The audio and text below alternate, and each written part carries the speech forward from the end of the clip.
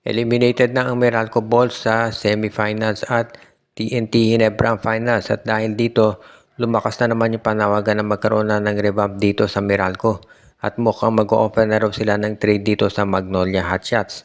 Mukhang itong Meralco Bulls ay willing na na-trade itong kanilang guard na si Jason Brickman dito sa Magnolia kapalit ni Paul Lee.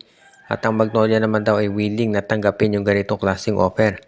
Pareho ng veterano itong si Brickman at itong si Paul Lee. Pero sa tingin ng Magnolia, malaki pa rin ang maiaambag ni Brickman sa kanilang lineup kung sakaling ito ay matuloy. Dahil syempre itong si Brickman naman talaga ay magiging isa doon sa mga players na magiging tinatawag natin na ready pagdating dito sa paglaban sa finals. Dahil kung ikaw naman itong si Jason Brickman, nakita mo na yung sistema na ginagamit ni Coach L.A. Tenorio at sa tingin ko nababagay dyan si Brickman dahil meron kang big man katulad nito si Xavier Lucero plus si Jerome Lastimosa. Alam natin minsan parang medyo out of control maglaro si Jerome at dyan nababagay ito si Jason Brickman. Siya yung magiging stabilizer para dito sa Magnolia Hotshots kapag kinakailangan. Kaya bagay na bagay ito si Jason Brickman dito sa Meralco sa Magnolia Hotshots. Kaya nga itong trade na to sa tingin ko magiging isa yan sa mga aaprubahan talaga ni L.A. Tenorio.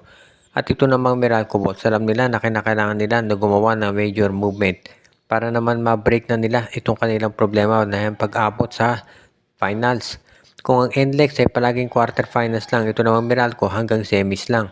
Kaya nga mukhang ito na talaga yung gustong baguhin ngayon nitong TNT tropang 5G.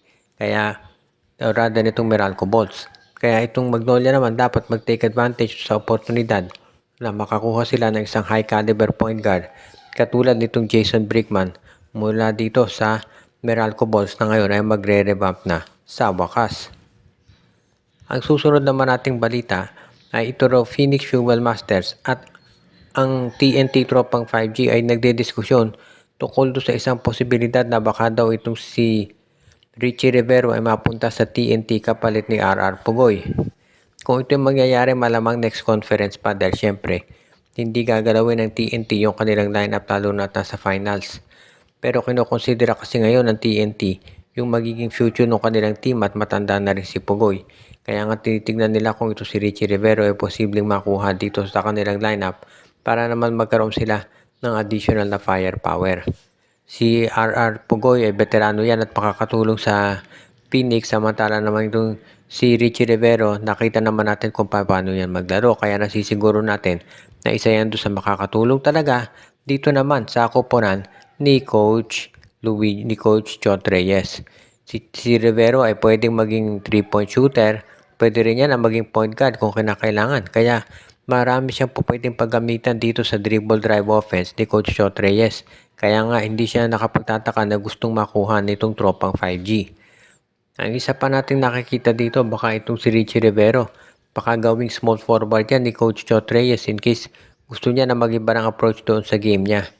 In any event, itong si pag-trade kay RR Pugoy hindi na bago yan dahil kung inyong maalala, in-offer na yan ng TNT sa trade before para kay Cedric Fairfield at sa Converge na in-offer nila to si RR Pugoy kapalit ng mga draft pick. Kaya nga hindi na ako magtataka kung talagang siya iti-trade talaga ng TNT tropa.